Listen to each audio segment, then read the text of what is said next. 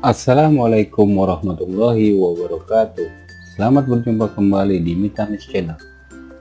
Pada video kali ini kita akan membahas tentang cash flow, initial outlay dan relevan cash flow.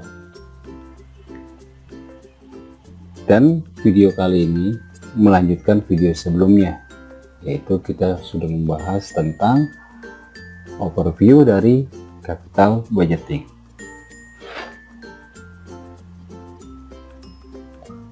Relevan cash flow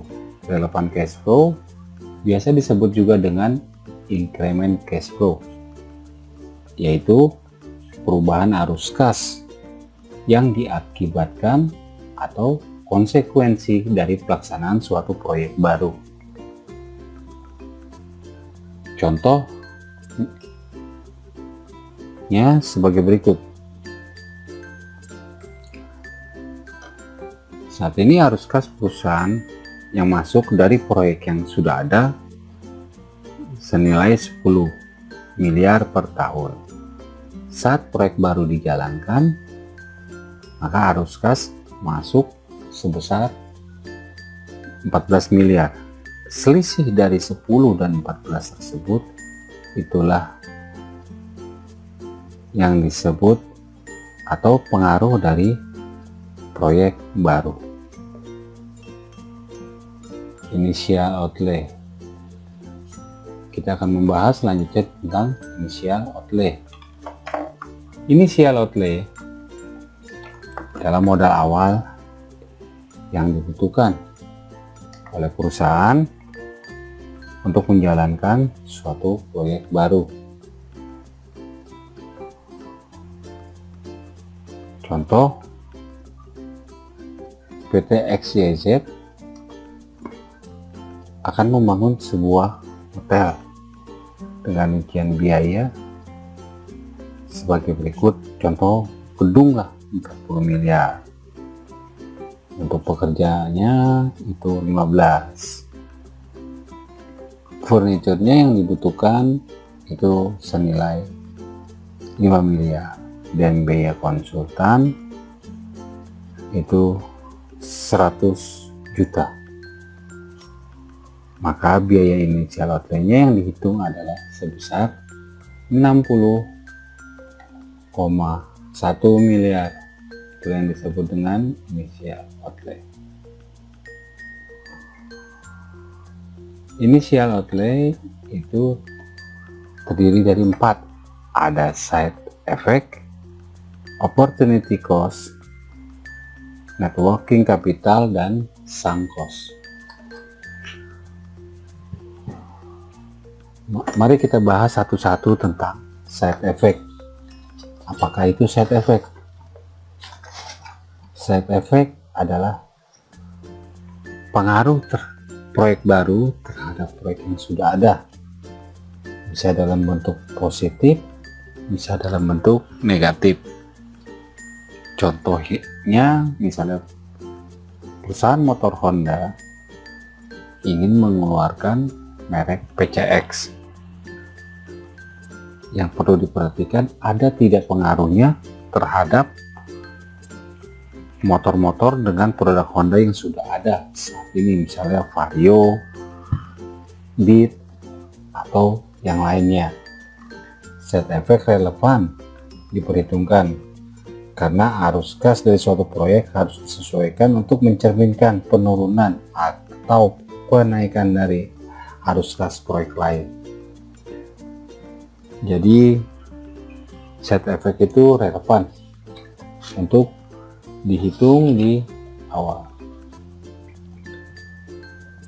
Ada lagi sekarang biaya opportunity cost, biaya yang muncul untuk mendapatkan alternatif terbaik. Contohnya, suatu perusahaan sudah memiliki tanah atau gedung,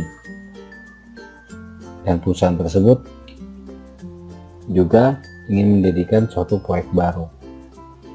Proyek baru tentunya membutuhkan tanah dan gedung yang saat ini dimiliki oleh perusahaan.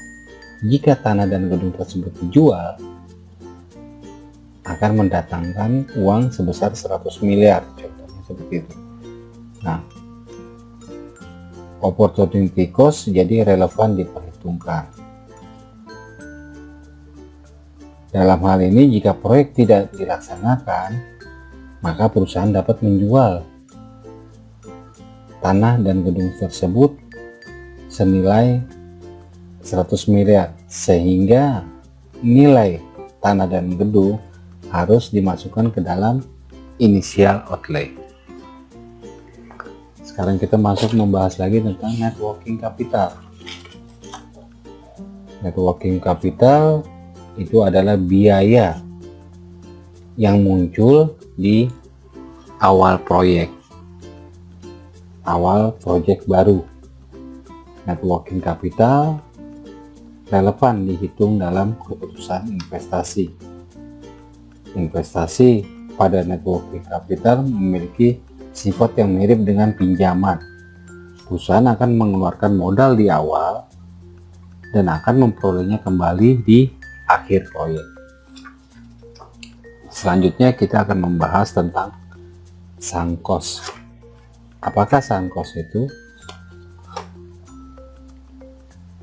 Sunk cost itu tidak relevan diperhitungkan karena diterima atau tidaknya suatu proyek. Biaya konsultan tersebut tetap harus dibayar. Bagaimana jadi untuk biaya survei? Biaya survei termasuk sunk cost atau tidak? Kalau kita melihat untuk biaya survei, sebelum proyek berjalan itu masuk ke sunk cost. Jadi kenapa masuk ke sunk cost? Jika proyek diterima, biaya survei tetap kita keluarkan. Dan jika ditolak pun atau proyek itu gagal, biaya survei juga tetap keluar. Tapi jika setelah proyek berjalan, proyek diterima, biaya survei tetap dikeluarkan.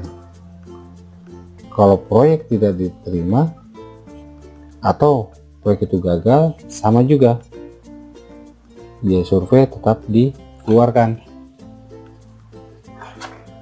Jadi biaya survei itu masuk ke definisi dalam sunk cost.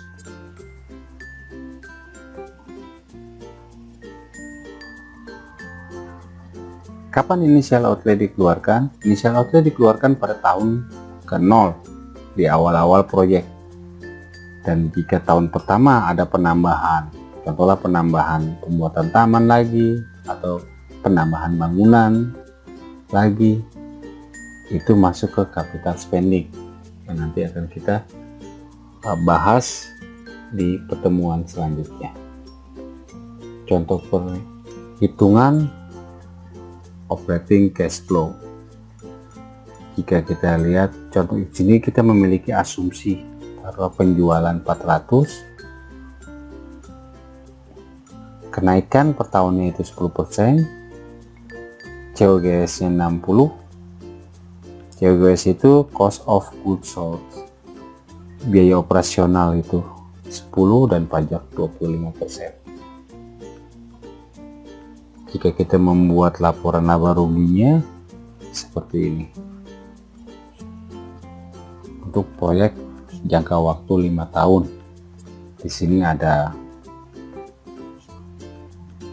penjualannya, COGS, biaya operasional, dan depresiasi kita asumsikan aja sih 80%, turun ke EBIT. Nah, pajak, maka net income-nya senilai. Bagaimana metode untuk menghitung operating cash flow? Operating cash flow ada dua metode. Pertama dengan bottom up dan top down.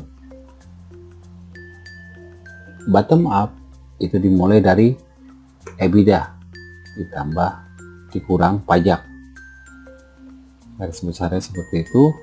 Dan kalau top down itu dimulai perhitungannya dari penjualan dikurangi biaya-biaya yang dikeluarkan. Demikian pembahasan cash flow, initial outlay, dan increment cash flow. Untuk bagian kedua kali ini, semoga bermanfaat. Wassalamualaikum warahmatullahi wabarakatuh.